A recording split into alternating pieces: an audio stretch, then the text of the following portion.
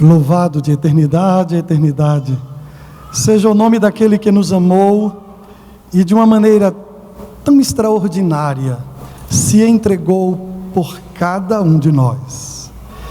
Se existe uma fome, se existe uma necessidade que vai em cada coração humano, é uma profunda necessidade de significado.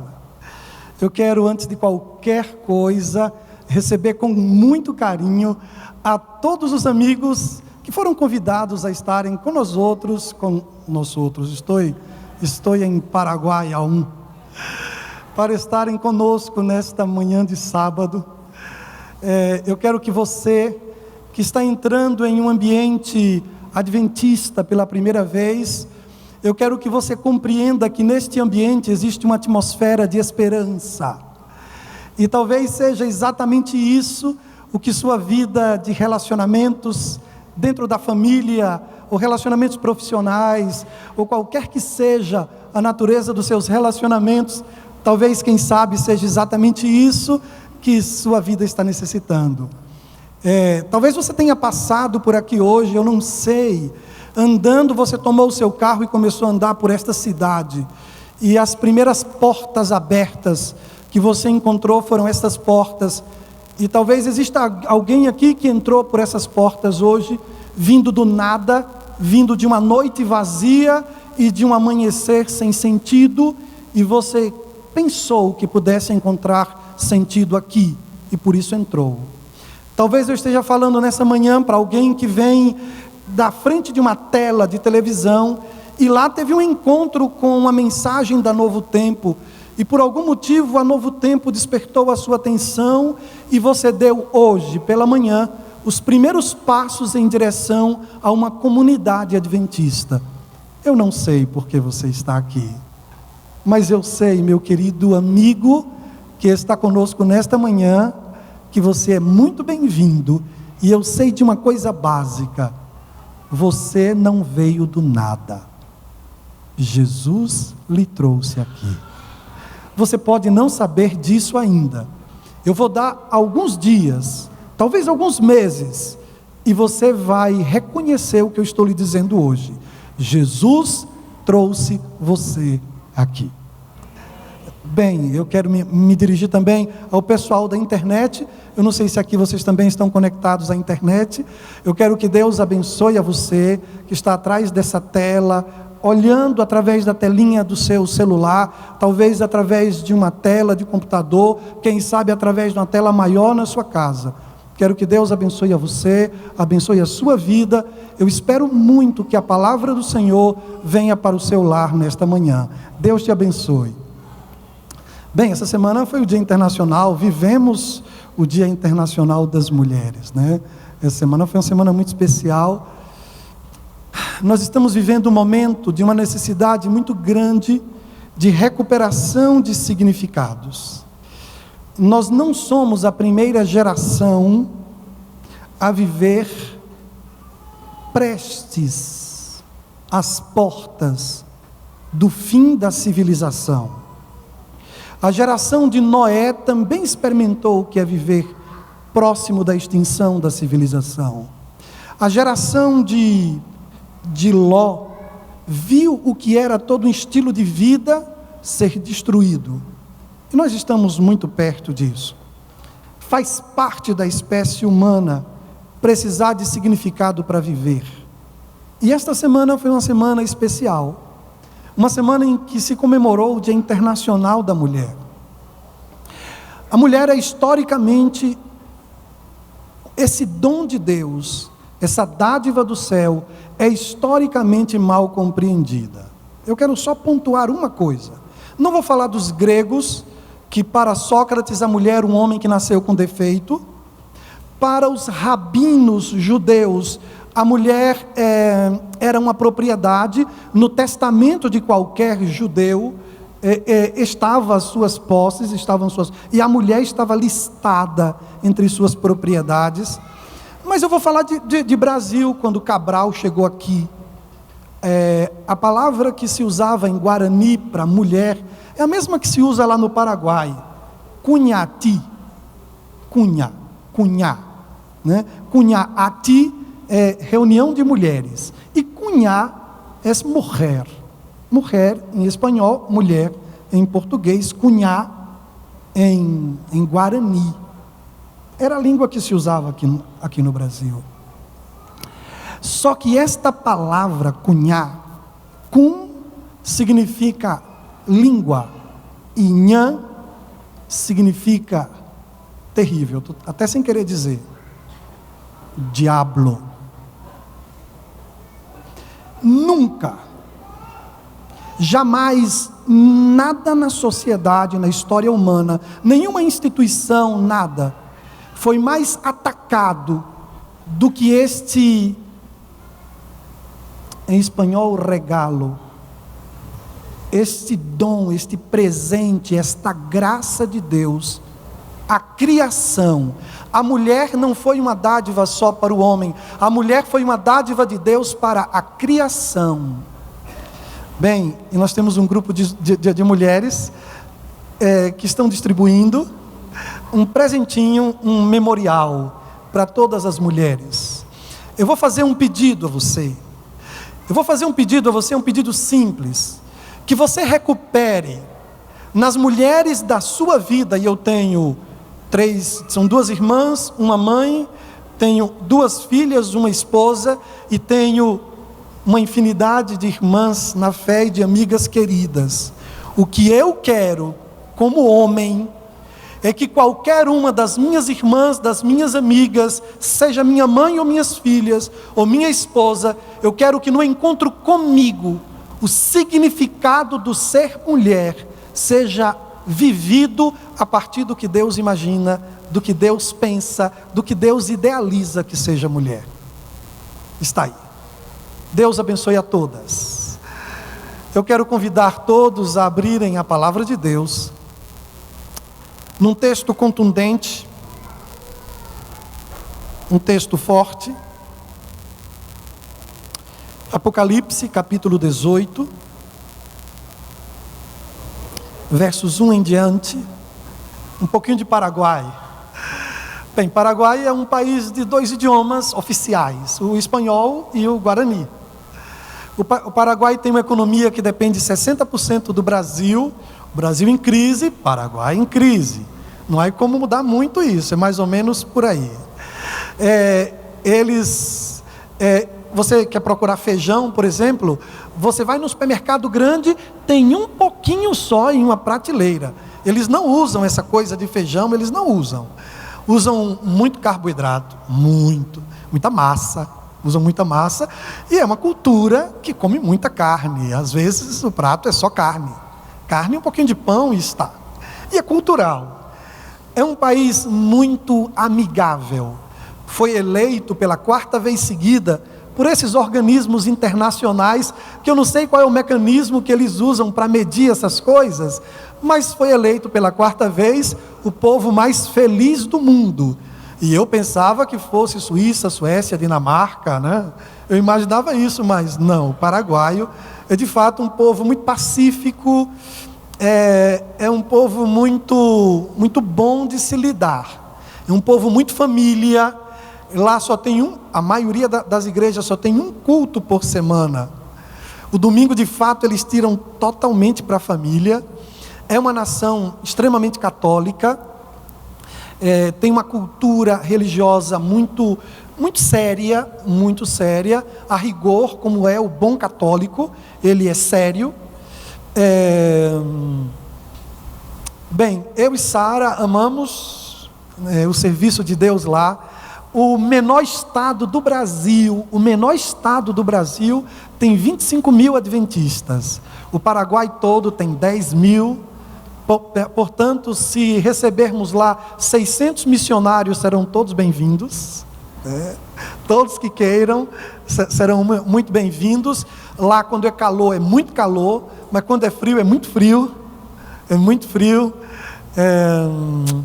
A igreja lá é muito amável, a gente ainda demora a acostumar, porque a gente chega, tem que dar 2 beijinhos em todo mundo, nos homens não. né? Mas tem que dar 2 beijinhos, né? É cultural deles e tal, e a gente chega e no máximo dá 1, e a gente é meio reservado, mas a gente vai se abrindo e compreendendo a cultura, e é um ambiente muito especial. Nós começamos no Sheraton o trabalho. Deus tem levado pessoas de diversas condições, de diversas mentalidades. Nós recentemente batizamos uma moça, que eu peço orações por ela. Nós batizamos a Miss Paraguai e a mãe dela. Ela aceitou o Evangelho de Jesus Cristo. Ela passa no momento por uma situação bem especial.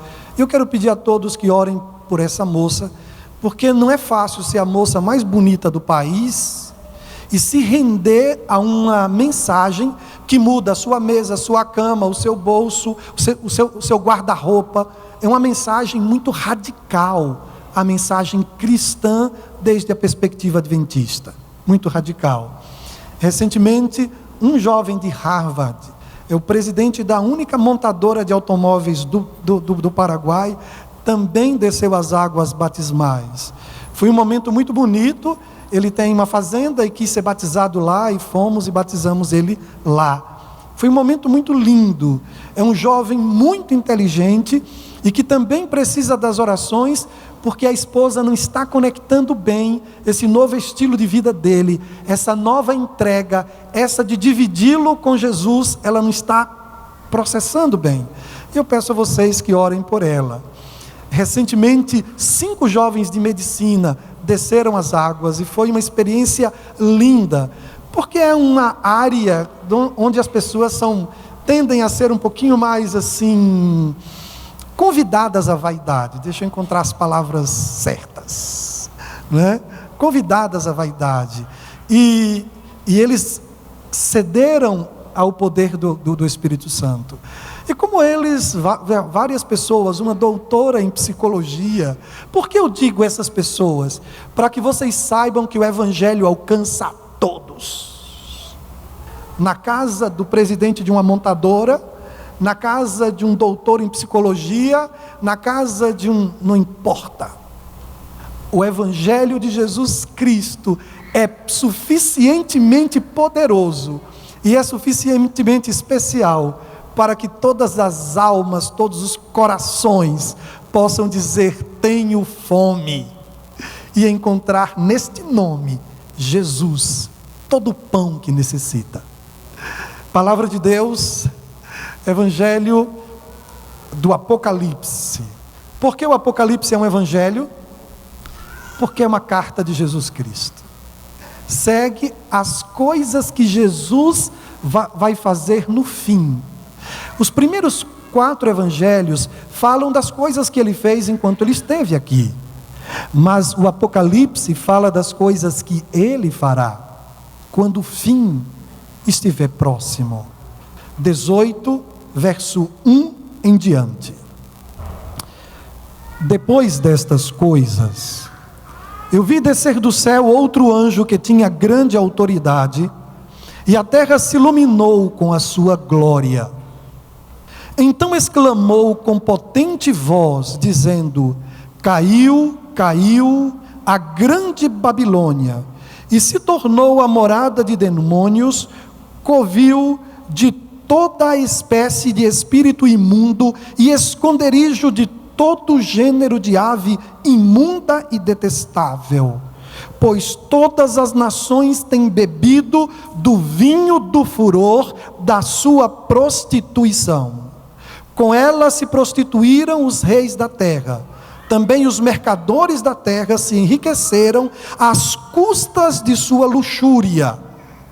Então ouvi uma outra voz do céu dizendo: retirai-vos dela, povo meu, para não serdes cúmplices em seus pecados, e para não participardes de seus flagelos. Talvez o movimento mais difícil de todos nós cristãos, no momento atual, seja sair dela. É um movimento difícil. São passos extremamente difíceis. Não é a primeira vez na história da humanidade em que uma geração está às portas do fim civilizatório. A geração dos dias de Noé experimentou isso. A geração dos dias de Ló, dos dias de Raabe, experimentaram, no caso de Raabe, o fim da cultura cananeia. Porque depois de 31 batalhas, um estilo de vida em toda Canaã foi absolutamente alterado até hoje com a presença do povo de Israel. Estamos às portas. Existem alguns elementos fundantes nesse momento. Michel Foucault dizia que se existe uma coisa difícil para qualquer indivíduo é conseguir sair ideologicamente do seu contexto. O povo de Israel experimentou isso. Eles lograram, eles conseguiram, por mão poderosa de Deus, saírem do Egito. Mas como foi difícil tirar o Egito deles? Extremamente difícil, extremamente complexo. Bem, para nós que vivemos esses dias, os dias atuais, há um convite que é: sai para fora. A própria palavra igreja em grego, que significa eclesia, que tem como significado básico, vem para fora, um chamado à reflexão, um chamado a um espaço onde você possa ressignificar o seu tempo e a sua vida, porque é a isso que se propõe esse momento. De fato, este é um momento de comemoração.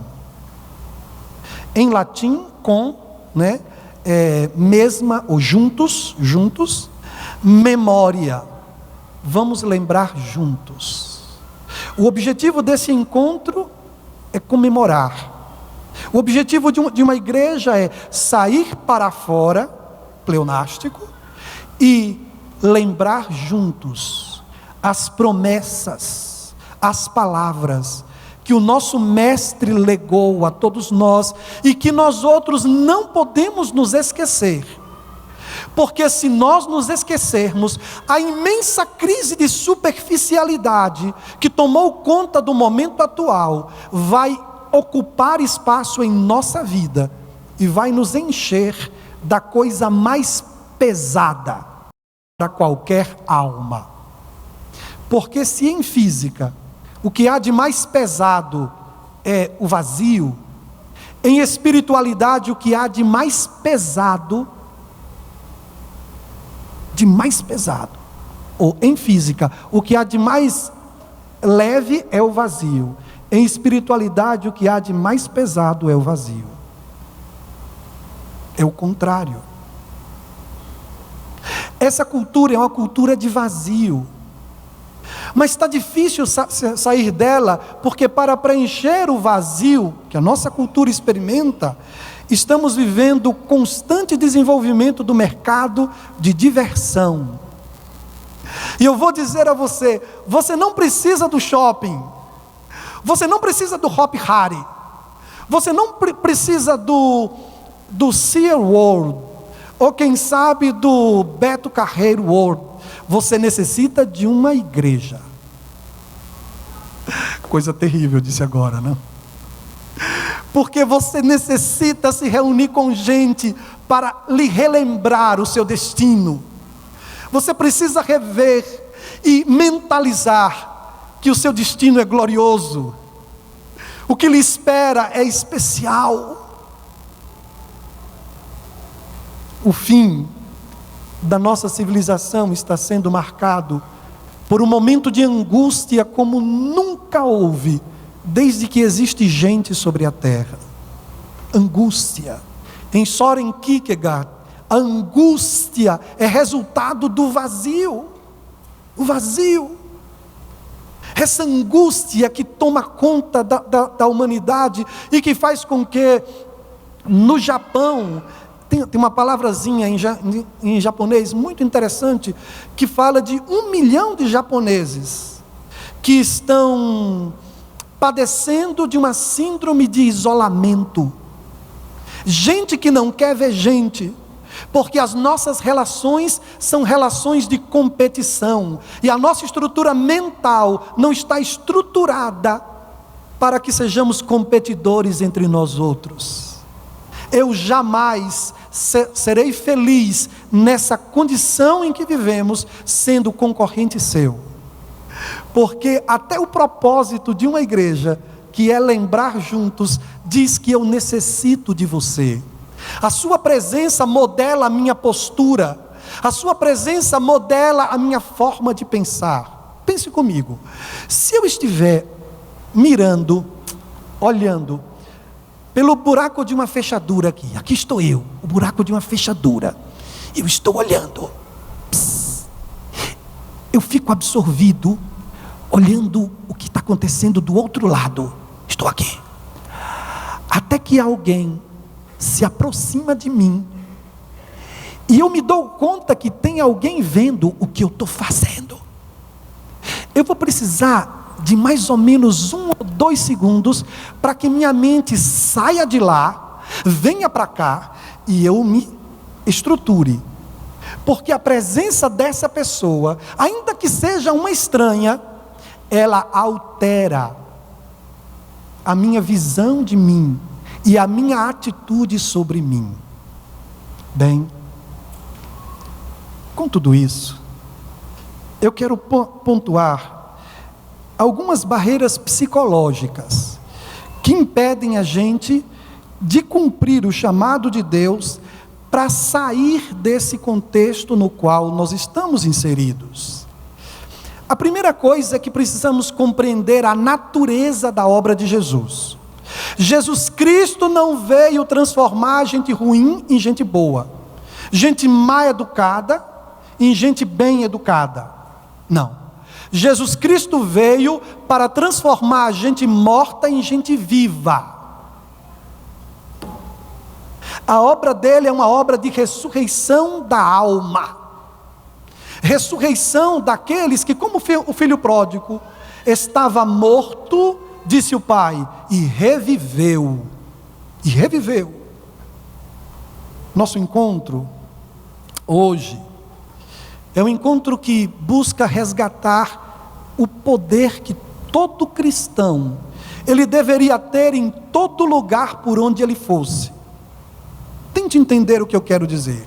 O que eu quero dizer a você é que esperança é poder. Mas a gente quer poder para dizer a uma árvore que saia de um lugar e vá para outro. A gente quer poder para mover a matéria. E o Deus do céu quer nos dar poder para mover muito mais que isso. Nós começamos o nosso dia e oramos ao Senhor e buscamos a Deus, e então arrancamos com o nosso dia. E a jornada de um dia vai começar. E depois de um culto, e depois de orações, você em sua habitação, em seu quarto, sozinho, orando a Deus, você sai e você está cheio de poder. O que é esse poder? É esperança, é fé, é amor, é bondade. Você faz ideia do poder que a bondade tem? Você faz ideia do poder que a esperança tem para fazer você continuar com um casamento? Para você suportar situações que você não suportaria se não tivesse esperança de que Deus pode atuar? Eu estou falando de coisas poderosas, mas a gente está vivendo em um contexto em que a nossa rotina vai nos levando para um ponto em que, quando chega ao final do dia, a gente está absolutamente sem poder. Quando eu digo sem poder, é sem esperança, sem amor, sem bondade, sem graça, sem paz. Paz é poder. Mas parece que a gente não está muito interessado nesse tipo de poder. Porque poder foi redefinido em nossa cultura como possibilidade de conquista, de posses, de coisas. O sonho da igreja, o propósito da igreja, entre os vários, é trazer todos a um ambiente onde a vida possa ser ressignificada. O sábado tem o propósito de ressignificar o meu tempo. Esse propósito. E agora, Nós estamos nas portas do tempo do fim, estamos vivendo o tempo do fim, estamos vivendo o fim de uma era, de uma história, e a pergunta é: como conduzir a família no contexto do fim? Como conduzir a família? Como eu vou conduzir Sara no contexto do fim? Se existe um convite de Jesus Cristo a todos nós, é que todos nós abramos os nossos olhos e busquemos perceber o contexto no qual nós estamos inseridos. Durante muito tempo a igreja compreendeu mal o seu significado e pensou que era afastamento do mundo, e não é esse o propósito do céu. Minha esposa e minhas filhas estão no mundo, e Deus tem um plano para elas no mundo, porque Deus tem um plano para a humanidade, e Deus conta comigo no seu processo. Deus conta comigo. O que a humanidade necessita mesmo é que eu e minhas filhas e minha esposa guardemos nossa identidade. Não é fácil isso. Eu sou um homem de 50 anos. 50 anos. E assumir Jesus, em alguns momentos, para mim, não foi fácil. Eu entrei num hotel em Nova York. Eu visitei, 2 dias antes, eu havia visitado o túmulo dos pioneiros da igreja, o cemitério. Na época em que havia mais adventistas nos Estados Unidos, eu fiquei 1h30 no cemitério, vendo os nomes dos pioneiros. Eu me agachei diante da sepultura de Tiago White, de Ellen White. Fiquei olhando. Eu andei por aquele ambiente. Conheço um pouco da história, pude mentalizar eles caminhando por aquelas terras, eles lutando ali, sem imaginar que um dia seríamos tão especiais, tão maravilhosos como se vê, como nossos olhos podem ver hoje. Eu estava lá, fiquei só. Incrível, nós adventistas não temos uma relação de idolatria com os pioneiros, não temos. No período em que mais havia adventistas do mundo todo nos Estados Unidos, não havia nenhuma romaria, não havia nada disso. E eu fiquei só.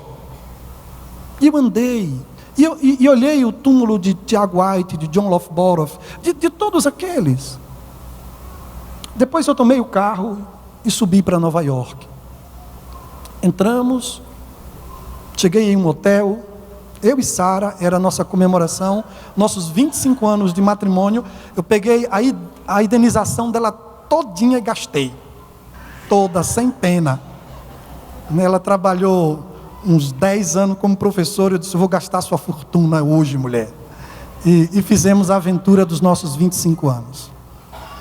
Entrei no hotel e a moça me deu um cadastrozinho, mas ela é muito elegante, me fez as perguntas. E meu nome, e aí eu, aqui está, minha idade, minha data de aniversário, aqui está. E então ela chegou e perguntou minha profissão.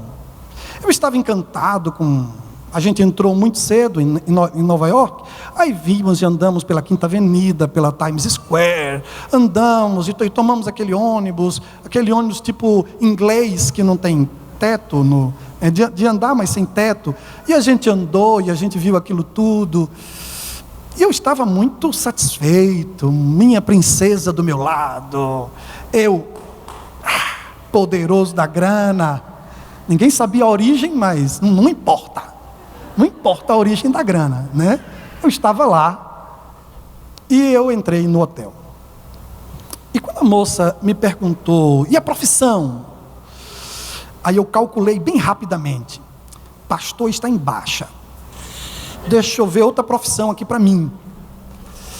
E eu já fui professor, então eu pensei: professor fica melhor, não precisa dizer pastor, eu vou me expor, pastor não está muito em alta, então professor.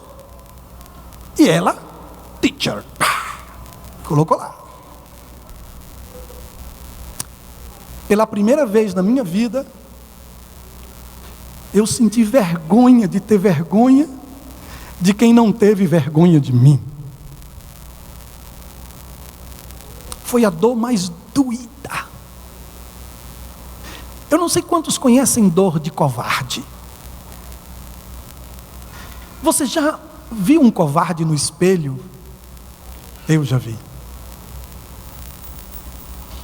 É a visão mais dura que existe. Um covarde no espelho. É duro. Deixei minha esposa no quarto e desci.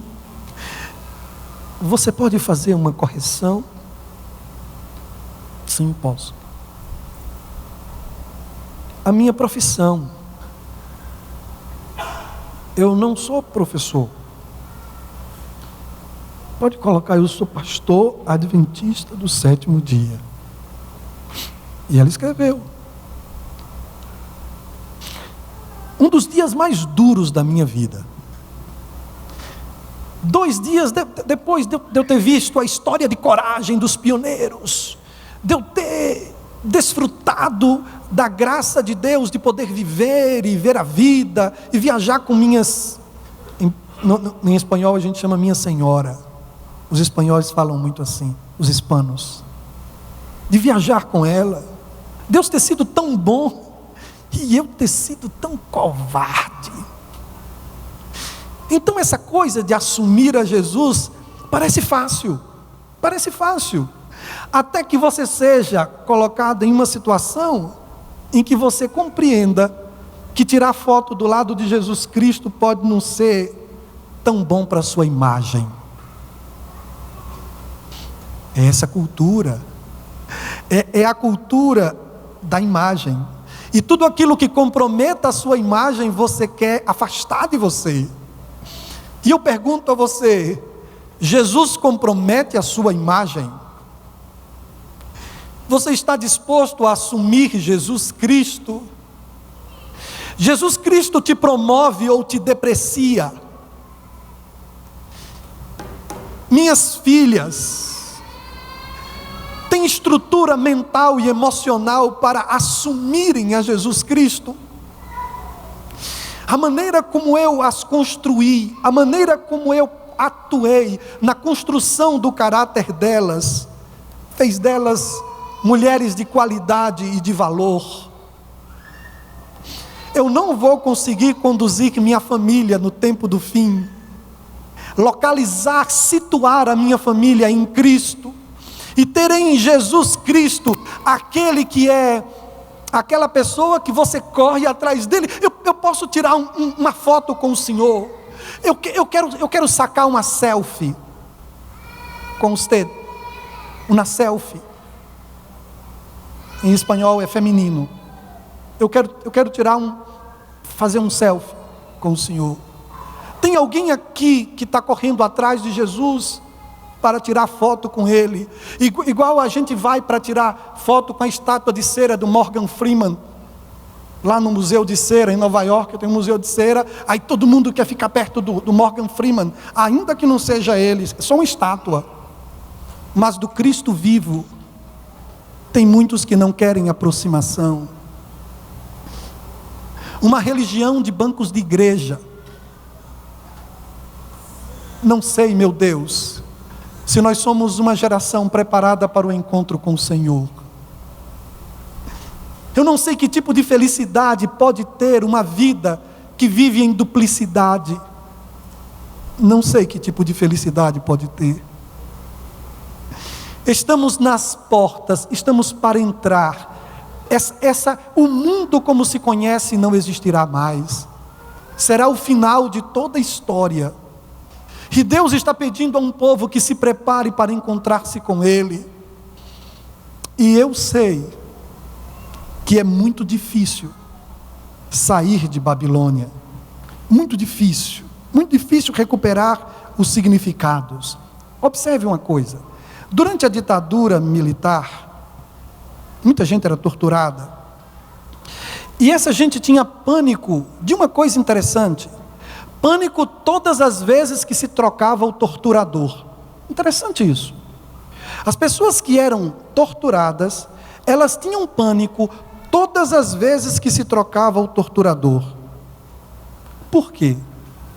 Motivo simples: nós preferimos um mal ao qual estamos acostumados do que a possibilidade de um bem que foge ao nosso controle.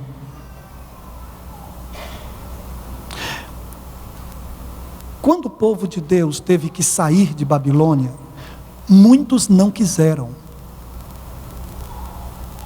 porque estavam acostumados a uma vida de escravo. Harriet Tubman, uma negra americana, do período da escravidão, ela disse assim, ela escapou, ela abandonou o marido, abandonou filhos, tudo, na fazenda onde ela era escrava, e ela amava tanto a liberdade, queria tanto a liberdade, que ela fugiu, mas ela voltou, porque ela descobriu uma maneira de ir retirando as pessoas da escravidão, de fugindo para lugares onde a abolição já estava estabelecida como lei. Ela voltou diversas vezes, e uma das frases dela diz assim, ela disse assim: eu libertei 1000 escravos, e teria libertado outros 1000, se eles soubessem que eram escravos. O que dificulta nós próprios, e dificulta também a nossa missão, é que a gente tem que anunciar a breve volta de Jesus para escravos que não sabem que são escravos. Parece que essa barreira psicológica que faz com que a gente prefira o torturador que conhecemos do que uma outra pessoa, um bem que ignoramos. Existe uma barreira psicológica muito séria para sair dela, povo meu. Esse sair dela, povo meu, não é mais igual ao que se disse a Abraão: sai da tua parentela. Não é mais igual ao que se disse ao povo de Israel: sai do teu entorno, do Egito, e vem para Canaã, para uma terra que eu te mostrarei. Não é mais igual ao de Jacó, que disse: sai de Padã Arã e volta para Canaã. Não é mais igual. Esse sai dela, povo meu, dos nossos dias, é ideológico. A minha mente precisa estar cheia da ideia de Deus. A ideia de Deus, Deus teve uma ideia, e o nome da ideia dele é Jesus Cristo. Jesus Cristo é uma ideia. É uma ideia. Hoje, eu não consigo mais ver uma mulher grávida para não lembrar dele. Eu não consigo ver um pardal sem lembrar dele. Eu não consigo ver um pedaço de pão sobre a mesa para eu não lembrar dele. Eu não consigo ver uma nuvem no céu para eu não lembrar dele. Jesus Cristo é uma ideia que deve estar fixada em minha mente. Porque o grande conflito e a maior competição de todos os tempos é por um espaço aqui. Sede, Coca-Cola. Sede, Coca-Cola, sede, Coca-Cola, sede, Coca-Cola. Eu estou com sede, tem uma Coca. Todos querem ocupar a sua mente e a minha mente. Sai dela, povo meu, saia dela ideologicamente. Sai dela, povo meu, liberte a sua mente. E não existe maneira de libertar a mente que não seja na palavra do Senhor. Você jamais terá a sua mente livre buscando a Kundalini, que é uma serpente enrolada na espinha dorsal, de acordo com as filosofias orientais. Jamais. Jamais.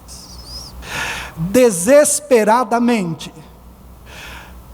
temos que fazer o download da personalidade de Jesus, que só se consegue através do estudo da palavra de Deus.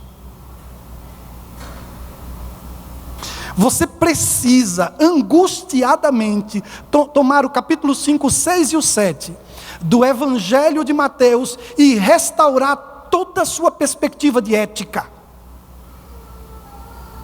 Porque uma cultura de pragmatismo que invadiu a igreja. Igreja não se mede por números, igreja se mede por frutos. Assim que se mede igreja. Tentar medir a igreja da mesma maneira que se mede empresa é um estupro teológico. Igreja se mede por frutos. Frutos produzidos pelo Espírito Santo do Senhor Jesus Cristo.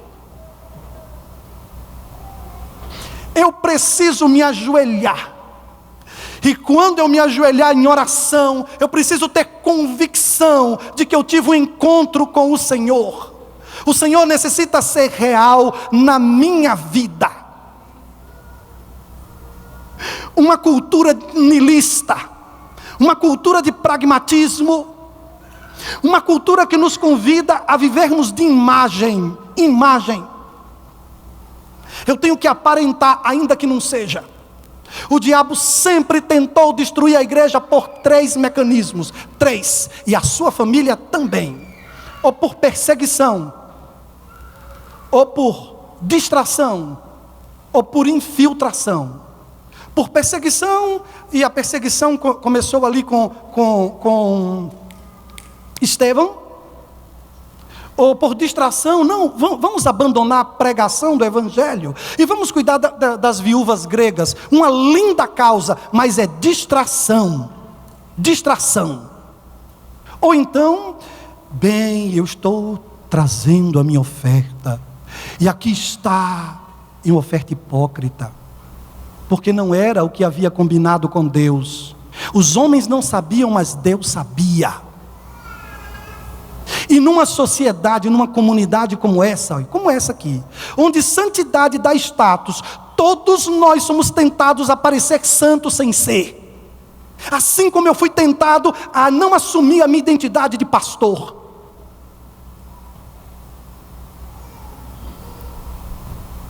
Chega! Um conselho bom, ou aproveita o mundão e vive até 70 anos e morre, é o fim, tá? É o fim.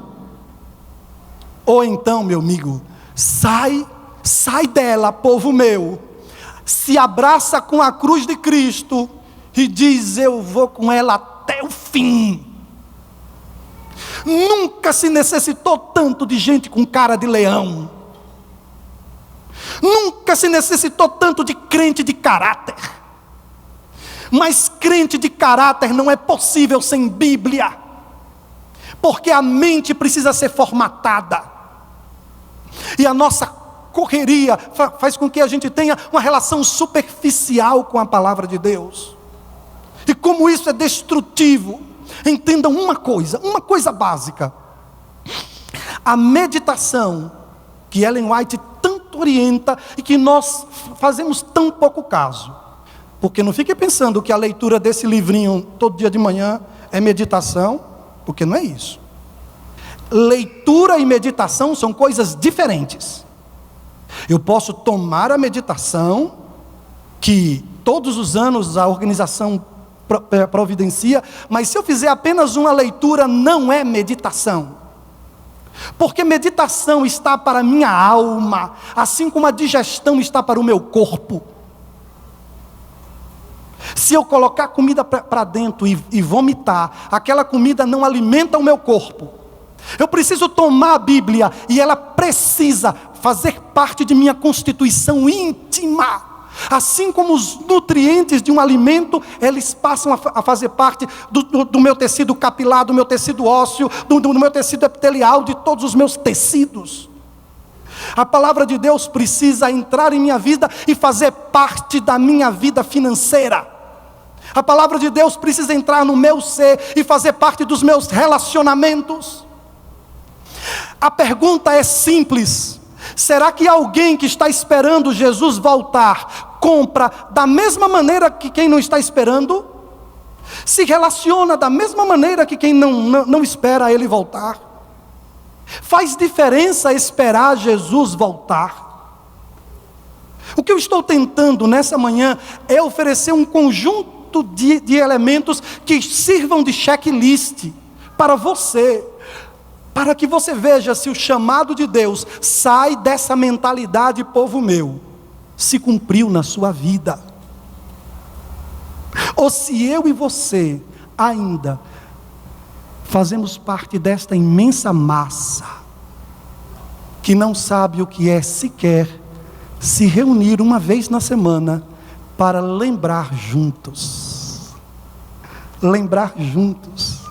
das palavras do Senhor, lembrar juntos que o Senhor breve virá.